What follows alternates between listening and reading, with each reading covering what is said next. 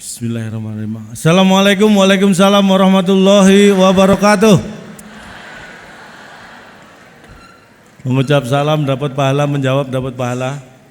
Saya ucapkan salam, saya jawab sendiri biar pahala saya banyak. Kita berbagi pahala sekarang. Assalamualaikum warahmatullahi wabarakatuh. Selamat malam, salam sejahtera. Saya Cak Lontong, salam lemper. Tepuk tangan yang paling meriah untuk Sekolah Vokasi UGM dan juga UGM yang luar biasa. Ini adalah orkestra yang sangat luar biasa karena dalam rangka Dies ke-10 Sekolah Vokasi ya, dan juga Dies yang ke-70 untuk UGM. Saya sebenarnya dulu memimpikan diwisuda di sini. Tetapi hanya sekedar mimpi karena saya keburu bangun, jadi nggak sampai. Malam hari ini hadir Bapak Rektor. Pak, selamat malam Pak. Pak Panut, beliau saya ikuti tadi sambutan beliau, Profesor Panut Mulyono luar biasa. Cuma pantunnya yang saya tadi agak bingung. Semua kan pantun ya. Prof Panut tadi pantunnya ke pasar membeli duren. Sekolah vokasi memang keren loh. Ke pasarnya ngapain gitu. Tapi yang namanya profesor itu tidak salah karena itu hanyalah pendapat baru, bukan sesuatu yang salah. Dissenting opinion kalau untuk profesor. Ya. Jadi bukan salah. Makanya saya pengen jadi profesor karena profesor itu nggak pernah salah. Selalu kalau toh salah itu hanyalah pendapat baru. Makanya saya bangga sekali bisa hadir di sini. Nggak tahu kalau sama UGM, walaupun saya nggak pernah kuliah di sini, tapi kayak ada hubungan yang nggak bisa dijelaskan gitu. Bener. Ini pertama kali saya diundang di acara Dies UGM, tapi rasanya kayak belum pernah ketemu sebelumnya. Gitu. Ini perasaan susah untuk dijelaskan. Dan ini menarik sekali di acara rangkaian acara Dies juga, Dies ke-10 Sekolah Vokasi UGM ini yang diundang pelawak, komedian. Ini menunjukkan bahwa UGM ini semua sivitas akademinya semua imannya sudah mantap.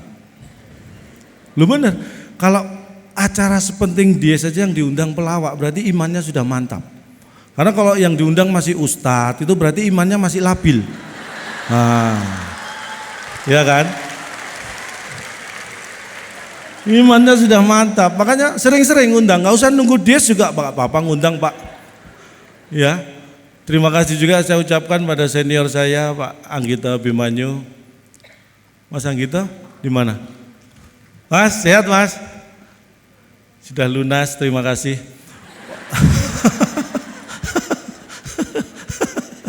Bercanda, beliau tuh kalau sama saya sudah menganggap seperti keluarga lah.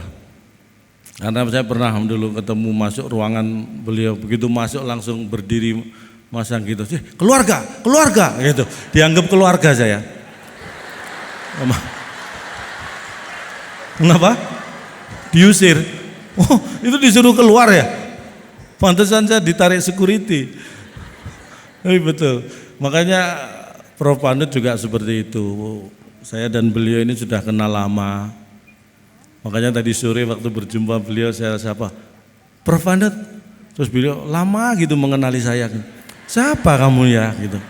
Kenal lama gitu. Begitu. Karena kalau saya sapa, Prof Panut, Cak Lontong, itu kan namanya kenal cepat. Nah, ini karena beliau tadi, kamu siapa lama gitu. Jadi kenal lama itulah. Dan hubungan emosional kita sangat dekat. Saya dengan beliau itu hubungan emosionalnya dekat. Makanya kalau dekat-dekat saya beliau sering emosional. Makanya ini kalau kita lihat sengaja beliau duduknya agak ke belakang takut emosi. Tapi saya akan sapa terlebih dahulu, ini berkaitan dengan nama. Jadi saya mohon maaf, saya akan membaca. Dan untuk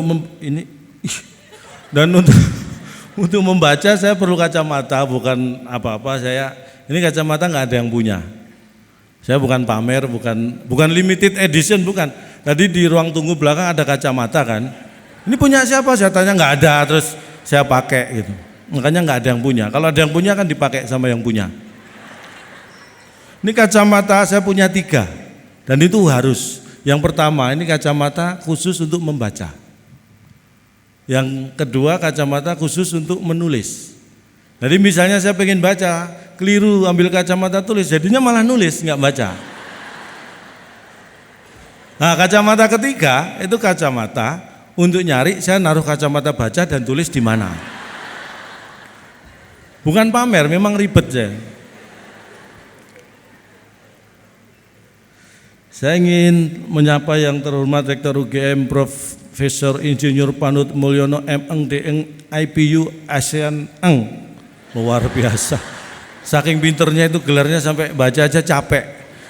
Ini belum mendapatkannya ya, mendapatkannya luar biasa. Nama membawa rasa Prof. Panut. Para dosen dan mahasiswa pasti manut. Nah, jadi makanya beliau cocok kalau jadi rektor karena dosen dan mahasiswa pasti menurut. Mulyono. Mulya tercipta di sini dan di sono. Wah, jadi di mana-mana menciptakan kemuliaan. Tepuk tangan buat rektor kita tercinta. Tadi pagi saya datang di Jogja langsung disambut langsung oleh Dekan Sekolah Vokasi UGM. Luar biasa. Bapak Wikan Sakarinto ST MSc PhD. Wah, anak gelar. Kalau dosen ini orang pintar-pintar gelarnya panjang-panjang. Saya sebenarnya juga lulusan teknik, cuma saya di ITS dulu ya. Jadi saya itu insinyur, yang bisa saya banggakan adalah mungkin saya salah satu pelawak yang bergelar insinyur. Mungkin salah satu ya, bukan satu-satunya, salah satu. Jadi kalau kumpul pelawak saya bangga karena mungkin saya salah satu pelawak yang bergelar insinyur. Tapi celakanya kalau kumpul teman-teman insinyur saya jadi minder karena satu-satunya insinyur yang jadi pelawak hanya saya. Jadi itu dua sisi yang merepotkan saya gitu. Tapi alhamdulillah sekarang saya sudah nggak canggung lagi kalau ke insinyur-insinyur kumpul karena memang saya nggak pernah datang.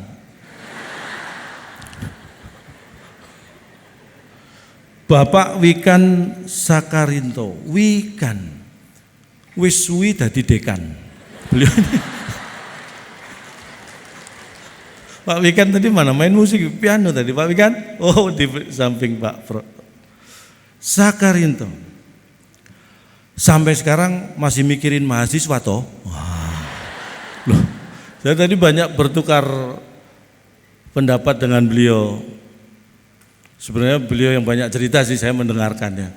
Bagaimana sekolah vokasi ini luar biasa. Dulu kalau di tempat saya kuliah ada juga FNGT, dulu di sini ada juga D3 kan. Sekarang sekolah vokasi D4 Pak ya.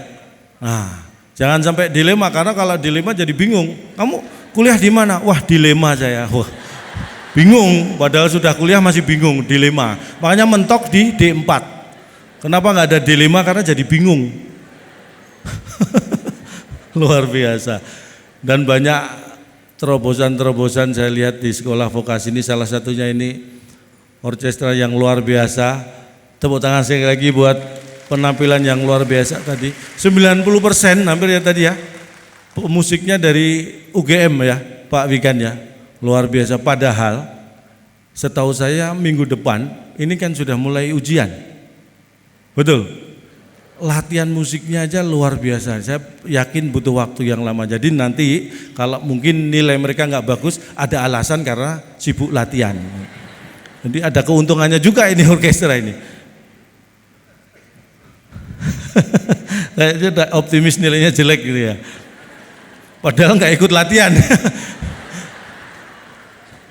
Ketua panitia kita Ibu Fitri Damayanti Brutu SESS MSc. Fitri, Bu Fitri, mana Bu Fitri? Bu, selamat malam Bu. Fitri itu pintarnya seorang putri. Oh. Damayanti, damai dan melayani sepenuh hati. Dan Berutu itu berusaha selalu menjadi nomor 1. Wah, tepuk tangan buat saya. Saya kan belum tadi kan. Yang tadi saya sebutkan sahabat saya juga Bapak Anggito Abimanyu, luar biasa. Tepuk tangan buat beliau yang di. Wow. Jangan loncat, jangan loncat. Oh enggak. Nama beliau juga luar biasa, Anggito. Anggaran kegiatan kudu ditoto. Makanya beliau itu sering dipercaya untuk memegang anggaran, memegang dana karena bisa menjaga dan menoto seperti itu. Abimanyu. Agar bisa muncul ide-ide yang mantap dan new. Wah. Makso ya. Tapi pas kan, pas. Acara ini bisa terselenggara karena orang-orang yang luar biasa seperti saya sebutkan tadi. Makanya saya ingin sampaikan, saya juga bangga menjadi bagian dari acara yang luar biasa ini.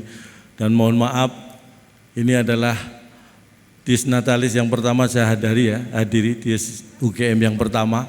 Dulu kalau nggak salah awal-awal kampus di Pagelaran Keraton sana Pak ya. Sekarang di Bulak Sumur, luar biasa. Cuma saya dulu waktu di sana juga nggak sempat hadir karena saya juga belum lahir. Jadi baru di sini saya bisa datang. Saya dulu saking pengennya kuliah di UGM ya. Akhirnya saya dulu waktu kuliah di Surabaya itu saya sempat punya pacar mahasiswi di UGM. Bener, boleh tepuk tangan buat mantan saya. Dia di peternakan dulu, tapi saya ada yang dari peternakan? Ada, tapi saya nggak sampai 2 semester, akhirnya kita putus karena saya sering mendapat masukan dari teman-teman, jangan pacaran sama anak peternakan. Memang anaknya pendiam, tapi diem tahu-tahu bertelur katanya gitu. Saya jadi takut.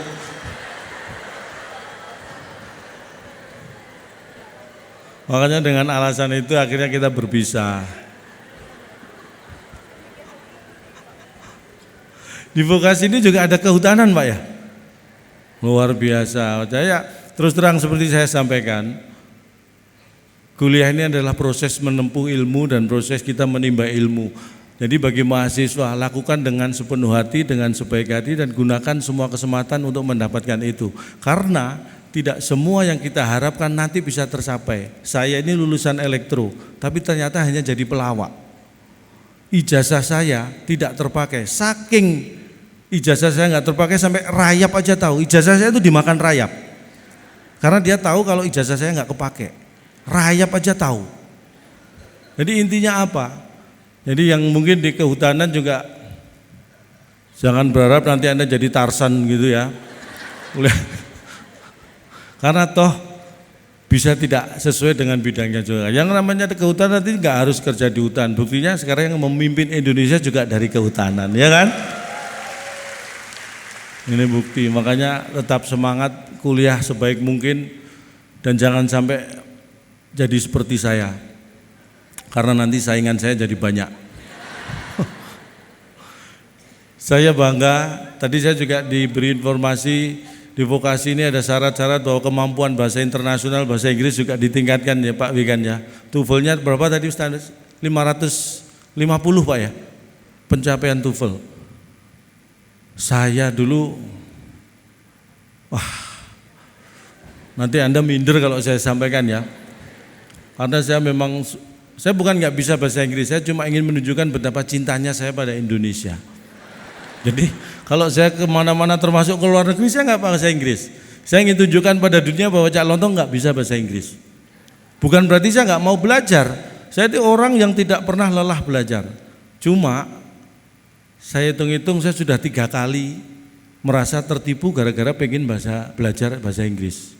Pertama, secara waktu saya susah untuk ikut kursus, makanya saya otodidak, saya beli buku. Saya ke toko buku termahal untuk pintar bahasa Inggris saya beli. Ini Cak, rahasia menguasai bahasa Inggris. Saya beli, saya buka sampai rumah, kosong, nggak ada isinya. Saya protes, Ini katanya rahasia menguasai bahasa Inggris kok nggak ada isinya. Loh, namanya juga rahasia, Cak. Nah, kalau ditulis nanti rahasianya bocor gitu. Sekali tertipu tidak menyurutkan semangat saya belajar. Saya minta lagi yang lebih mahal. Ini ada, Cak, lebih mahal. Nggak apa-apa. Belajar bahasa Inggris kilat. Saya beli. Saya sudah curiga, saya intip. Oh, ada tulisannya. Saya bawa ke rumah, benar ada tulisannya. Mulai halaman pertama sampai terakhir, tulisannya apa? Flash. Loh, jadi bahasa Inggrisnya kilat itu flash. Saya hanya tahu bahasa Inggris kilat, kata yang lain nggak tahu saya bahasa Inggrisnya. 2 kali tertipu, tetap semangat. Balik lagi saya. Sekarang gini deh, yang paling mahal buku biar pinter bahasa Inggris mana di sini? Kalau ini mahal ya, nggak masalah, saya beli. 30 menit lancar berbahasa Inggris. Saya beli dan ini yang akhirnya terbukti. Karena sampai di rumah dalam waktu 30 menit saya lancar bahasa Inggris. Menit ke 31 nggak bisa lagi. Lancarnya tuh Pak cuma 30 menit. Tahu gitu kan saya irit-irit ngomongnya ya kan. Udah. Sejak itu saya nggak mau belajar bahasa Inggris. Bukan berarti saya nggak bisa. Saya itu apa ya? Kalau sudah ngomong bahasa Inggris susah berhenti. Makanya daripada saya susah berhenti, mending tidak saya mulai. Itu prinsip saya gitu. Tapi tetap ini seperti yang ada dalam pemikiran dosen-dosen kita itu pengen anak didiknya lebih maju. Saya juga gitu. Anak saya harus lebih maju dari bapaknya. Bapaknya nggak bisa bahasa Inggris nggak apa-apa. Yang penting anak saya jago. Makanya kalau di rumah, mungkin kalau Anda nanti suatu saat mampir ke rumah saya, Senin sampai Jumat di rumah saya ada aturan, semua anggota keluarga berkomunikasi harus dalam bahasa Inggris. Senin sampai Jumat. Satu kata tidak bahasa Inggris denda 10.000. Saya terapkan gitu. Sabtu, Minggu baru bebas pakai bahasa apa aja. Karena saya di rumah kan Sabtu dan Minggu. Jadi kalau bikin peraturan jangan merepotkan diri kita sendiri kan. Nah, kalau setiap hari bahasa Inggris, Pak saya paling banyak bayar denda nanti, ya kan. Tapi yang penting anak saya jago bahasa Inggris, itu yang membuat saya bangga. Penting sekali, dan Anda harus bangga menjadi warga negara Indonesia. Saya bangga. Saya nggak tahu apakah Indonesia bangga punya warga seperti saya. Ketawanya menghina Bapak. Kalau ketawa bareng itu saya bangga gitu. Tapi kalau ketawa telat gitu malah terhina saya. Ini pengalaman saya ya.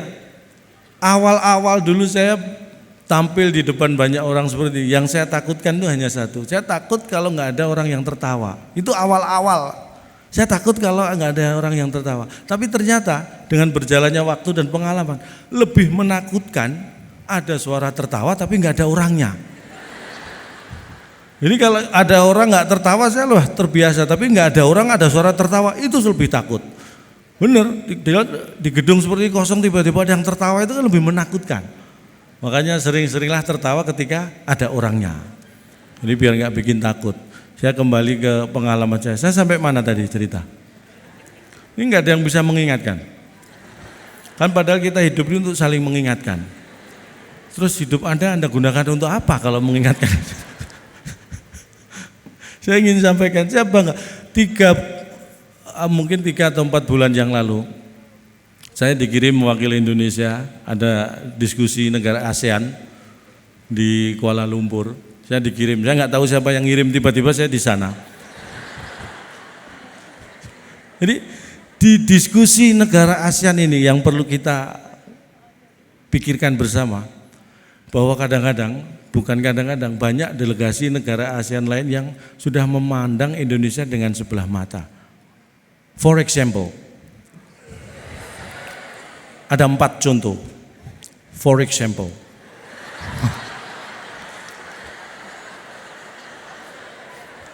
padahal berarti bahasa Inggris saya sebenarnya nggak bener-bener amat gitu ya. Sebagai contoh, ketika diskusi, tiba-tiba ada wakil dari delegasi Malaysia, bukan waktu itu, dari Vietnam. Delegasi Vietnam mempermasalahkan prestasi sepak bola Indonesia. Kita harus tepuk tangan ya, ini di SEA Games Indonesia masuk final sepak bolanya, tepuk tangan buat Garuda Indonesia. Kita harus bangga itu. Karena ini kejadian 4 bulan yang lalu, Vietnam itu mempertanyakan prestasi sepak bola Indonesia. Saya sebagai orang Indonesia merasa tersinggung. Di diskusi yang tadinya saya tertidur, tiba-tiba saya bangun dan orang Indonesia itu gitu, kalau diskusi terlalu enak itu ketiduran. Saya emosi. Vietnam itu merdekanya aja duluan kita daripada Vietnam. Dia mempertanyakan prestasi sepak bola kita. Saya katakan, di seluruh dunia, bukan hanya di ASEAN, seluruh dunia tidak boleh ada yang sombong soal sepak bola dengan Indonesia. Sebutkan negara mana? Brasil 5 kali juara dunia, silakan. Jerman 4 kali, boleh, nggak ada yang larang. Prancis 3 kali, silakan. Tapi Brasil pernah kalah dari Jerman. Jerman juga pernah kalah dari Prancis. Prancis sering kalah dari Brasil. 3 juara dunia hebat pernah saling mengalahkan. Tapi dari 3 juara dunia belum satu pun bisa mengalahkan timnas Indonesia. Berarti yang paling hebat siapa? Timnas Indonesia. Kita pertahankan, jangan pernah mau bertanding dengan mereka. Karena itulah satu-satunya cara supaya kita tidak terkalahkan. Ini adalah cara-cara optimis dengan metode minimalis. Ya, loh iya kan? Di Indonesia, ingat beberapa tahun yang lalu sepak bola dibekukan oleh pemerintah, ya kan? Di Indonesia. Berarti kita punya teknologi luar biasa, punya kulkas segede lapangan bola. Negara lain nggak ada yang bisa membekukan sepak bola, Indonesia bisa. Wow, Indonesia gitu loh. Saya jawab seperti itu, orang Vietnam diem, nggak bisa bantah. Karena saya ngomongnya bahasa Indonesia, dia kan nggak tahu mau ngomong apa dia. Yang penting dia nggak males, saya sudah bangga, ya kan. Baru duduk belum 5 menit, delegasi Malaysia ikut-ikutan. Oke, Anda boleh bangga dengan sepak bola, tapi ingat, mungkin bapak-bapak yang tahu, mungkin adik-adik perlu membaca juga, cari informasi sebanyak-banyaknya, sering googling di Yahoo biar informasi kita. Ini mahasiswa sekolah vokasi kok gaptek nggak pernah googling di Yahoo? Googling di mana? Google. Berarti kalau di Yahoo Anda yahing gitu. Saya kalau mau googling, saya masuk yahoo.com dulu, baru saya ketik google.com. Ini lebih cepat karena apa? Google nyarinya dibantuin sama Yahoo. Jadi lebih cepat ketemu informasinya. Coba cara seperti itu. Jadi masuk yahoo.com dulu baru ketik google.com, atau sebaliknya masuk google.com baru ketik yahoo.com. Itu lebih cepat menghabiskan kuota gitu. Nih, saya katakan, Malaysia mengatakan begini, SDM, sumber daya manusia Indonesia, kualitasnya katanya menurun. Menurut mereka, karena apa? Secara data mereka menyebutkan tahun 60, tahun 70, sampai awal 80, Malaysia itu masih import mendatangkan tenaga pengajar, tenaga guru dari Indonesia. Tapi tahun 90-an, tahun 2000-an yang didatangkan asisten rumah tangga. Mereka mengatakan, berkesimpulan bahwa SDM kualitasnya di Indonesia ini menurun. Saya emosi lagi. Data tidak bisa dibantah, memang betul. Dulu yang mereka import guru, sekarang mungkin banyak asisten rumah tangga. Tetapi bukan kesimpulannya kualitas SDM orang Indonesia yang turun. Tetapi apa? Selera orang Malaysia yang turun. Dulu sukanya guru, sekarang sukanya pembantu. SDM kita tetap hebat, selera mereka yang turun. Kok yang disalahkan SDM kita? Mikir. Makanya banggalah menjadi warga Indonesia. Banggalah menjadi orang, menjadi bagian dari negara Republik Indonesia yang luar biasa ini. Saya tidak sendirian, karena saya juga membawa salah seorang pemain orkestra. Ini teman saya ini walaupun sederhana, tapi pemusik. Ya benar Mas ya. Nanti awal Januari. Ya, awal Januari 2020. Mas Tato teman saya ini namanya, orangnya sederhana tapi nanti awal tahun akan dikirim mewakili Indonesia ke Spanyol. Ke Madrid. Ke Madrid, Spanyol. Kita doakan menang karena mau diadu dengan Banteng di sana, Pak. Wah, Cak Lontong bikin malu, nyanyi. Oh nyanyi. Makanya saya hadir di UGM ini karena beliau Pak Rektor. Pak Panut Pak Mulyono. Panut Mulyono. Oh kenal. Loh, beliau buat saya bukan orang asing. Oh akrab, Pak Panut akrab dengan. Bukan, beliau ini orang Indonesia, bukan orang asing. Kalau itu semua juga paham beliau orang Indonesia. Saya pikir bukan orang asing itu akrab. Cak Lontong nggak tahu. Saya memang kagum beliau. Memang cita-cita saya dari dulu ya, kepingin jadi rektor UGM seperti bapak saya. Loh, bapakmu dulu rektor UGM? Bukan, bapak saya juga kepingin.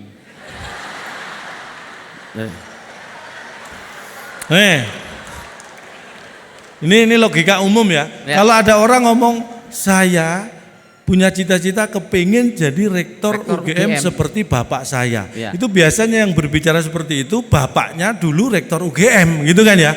Bukan. Jadi saya, cuma sama-sama pengen. Sama-sama pengen, saya kepingin, bapak saya juga kepingin gitu loh. Jadi samanya di pengennya itu. Iya. Berarti satu keluarga kamu nggak ada yang tercapai cita-citanya ya.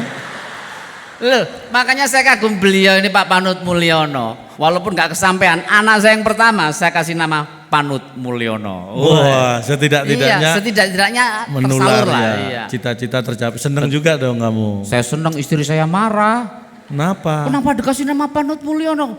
Oh, kamu nggak tahu, beliau tuh rektor UGM. Istrimu itu suruh buka informasi di internet gitu loh. Anak kita kan cewek, Pak. Hah? Kalau ini kamu yang nggak tahu toh, malah kebangetan. Mohon maaf nih Prof. Nama beliau itu cocoknya untuk laki-laki, masa untuk perempuan nggak cocok namanya. Nggak bisa, kalau saya sudah terlanjur kagum, nama beliau nggak boleh hilang. Terus? Nama cewek tetap saya kasih. Siapa? Di depan saya tambahi Siti. Terus nama anakmu sekarang? Siti Panut Mulyono. Iya Cak. Makso. Tapi memang sejarah Cak. Ya, saya juga lulus kuliah walaupun saya nggak kuliah di sini. Ya. Kamu nggak kuliah di sini? Saya nggak kuliah di sini. Saya kuliah di Universitas Pancasila. Ambil apa dulu? Saya ngambil sila ketiga. Persatuan ya. Ya. Spesifik kamu ya. Luar biasa. Iya Cak. Begitu saya sebelum lulus kuliah sudah diajak menikah sama sarjana lulusan UGM. Weh, ya kamu nggak bisa kuliah setidak-tidaknya ya, punya pasangan lulusan UGM lewat. Saya nggak mau. Kenapa? Loh, dia lulusnya tahun 70 Cak. Udah tua banget Cak. Lulusnya kamu sebutin dulu harusnya tahunnya. Iya, belajar itu memang benar, semangat belajar harus. Wah, belajar itu kan agama mengajarkan belajar itu dari mulai lahir sampai akhir hayat. Betul. Terus belajar. Mulai lahir sampai liang lahat sampai akhir hayat, benar. Kakek saya itu umurnya 95. Masih belajar Cak. 95 tahun. Oh, belajar terus. Luar biasa loh. Iya. Belajar apa waktu itu? Sekarang belajar jalan di rumah itu. Kalau itu habis terkena stroke toh, itu bukan. Lu kan belajar juga. Ya itu memang mau nggak mau harus berjalan. Memang apa, pencetak sarjana-sarjana apalagi ini sekolah vokasi ini ya, wah bakal tenaga-tenaga ahli semakin banyak. Ya betul. Saya kepingin seperti ini. Anak saya susah diarahin coba. Maksudnya? Anak saya yang SMP kelas 1. Padahal sudah saya sekolahkan di SMP luar negeri. Wih, mana? Ke Singapura gitu? Mana? Bukan, di negeri nggak diterima, dia saya sekolahkan di luar negeri. Jadi, di itu luar namanya negeri, sekolah swasta, bukan luar negeri. Kalau luar negeri itu abroad. Di luar negeri. Bukan, negeri nggak diterima kan harus di luar negeri. Lah itu namanya swasta. Oh, iya. Bewandel Cak, minta ampun. Ya memang harus dididik. Wah, ini tato sebelah kanan ditato. SMP sudah ditato. Ya ditato Allah. Kepala naga. Kamu ini bahasa SMP pakai tangan ditato kepala naga, hapus. Nah itu disiplin. Hapus, besoknya tangan kiri ditato kepala singa. Wah, nggak kapok. Ya ampun, kepala naga nggak boleh, kepala singa sekarang, hapus. Hapus. Minggu depan dadanya ditato kepala sekolah. Ini mohon maaf. Kalau tato itu kepala naga, ya. Orang lihat kan langsung tahu ya. Wih, kepala naga. Kepala naga. Kalau kepala singa, kepala singa. Nah, terus kalau kepala sekolah, siapa ini? Yang kenal cuma lingkungan sekolah. Ampun, saya itu. Memang anak itu harus dididik hati-hati. Saking bandelnya nggak tahu bergaul dengan siapa. Pulang sholat Jumat bawa sendal orang coba. Masya Allah. Apa kan nggak bikin malu Papa? Sini Kebangetan kamu. Kamu sholat ibadah yang bener. Jangan bawa sendal orang. Itu kamu kan tahu Papa butuh sepatu. Kamu itu bukan memarahi. Apa? Itu kamu target namanya. Kalau bisa pesen yang ukuran 46 ya. Aku malah order ya Cak Lontong itu. memang mendidik itu hal yang tidak mudah. Benar, Kamu mendidik iya. anak aja apalagi di sekolah vokasi UGM Iya. ini tugas dekan, tugas rektor mendidik mahasiswa segini banyaknya itu makanya kita tepuk tangan buat beliau-beliau. Ya, luar biasa. Kamu anak cuma 3 aja mendidiknya. Anakmu itu selama bulan Ramadan kemarin nggak pernah puasa. Full Cak. Loh, ini orang Siapa tua. bilang full? Orang tua kalau nggak memperhatikan anak gampang dibohongi gini. Kok bisa? Setiap jam 2 siang saya lihat anakmu itu di warteg makan. Oh. Loh, saya mesti jam 2 siang saya lihat, ini anaknya Tato nggak puasa makan. Saya lihat sambil rokokan. Ini anak nggak diajari apa ya? Lihat sambil rokokan. Cak Lontong malah nggak puasa. Oh iya. Ya, tapi sekarang setelah saya didik, wah, Hebat. sekarang lagi kuliah di pertanian. Nus. Wes, Ambil pertanian. Sudah bisa mengawin silangkan tanaman. Oh, eksperimen. Eksperimen ya. Apa aja? Ini tebu, kelapa sama singkong ini dikawinkan. Jadi apa? Kolak. Ini kok Coba kamu cek. Itu kayaknya bukan kuliah di pertanian, tapi di tata boga. iya Cak. Tebu, kelapa, singkong. singkong jadi kolak. Wopo. Ya iya. Ya, kalau itu ke anak saya yang masih SMA aja sudah hebat juga. Masa? Buah-buahan, Oh, babuan. jeruk sama pisang Dikawinkan? Dikawin silang. Jadi apa? Oh nggak jadi, orang tuanya nggak setuju. Jadi Suruh kawin lari ya kalau bisa aja. kamu itu Orang tuanya ngeselin. nggak setuju. Tapi itu anak kok bikin kolak kawin silang.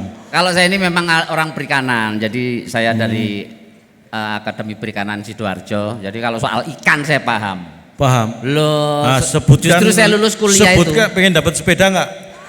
Sebutkan. Malah kayak Pak Jokowi. Lagi justru setelah saya kuliah perikanan saya tahu ternyata ada ikan yang sangat dianjurkan untuk tidak dikonsumsi.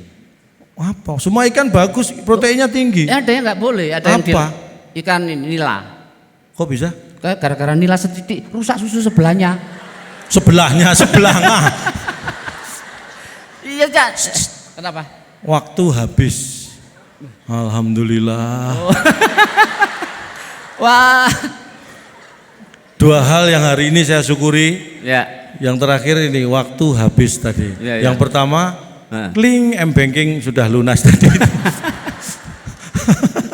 Calon dong masih mikir honor. Lo enggak lah, kalau buat UGM terus terang nih ya, buat mungkin nanti acara-acara berikutnya, kalau UGM pengen bikin acara, terus terang saya nggak pernah mikir honor, nggak pernah mikir Itulah hebatnya yang namanya calon dong. bayaran untuk Iya, UGM. iya.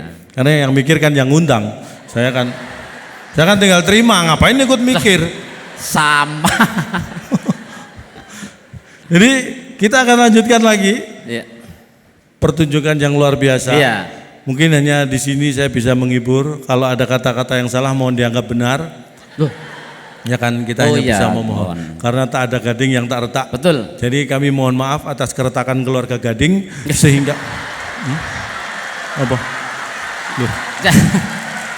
Tak ada gading yang tak retak. Lah ya mohon maaf Enggak atas ada keretakan. hubungannya sama keluarganya Gisel. Ngapain Oh ngurusin iya. keluarganya Gisel?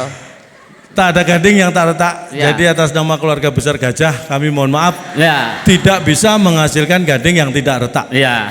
Kalau ada sumur di ladang boleh kita menumpang mandi. Kalau ada umur yang panjang, Mari kita gali sumur di bulak sumur lagi. Sukses untuk sekolah vokasi UGM. UGM. Sukses UGM. Selamat malam. Wassalamualaikum warahmatullahi wabarakatuh. wabarakatuh.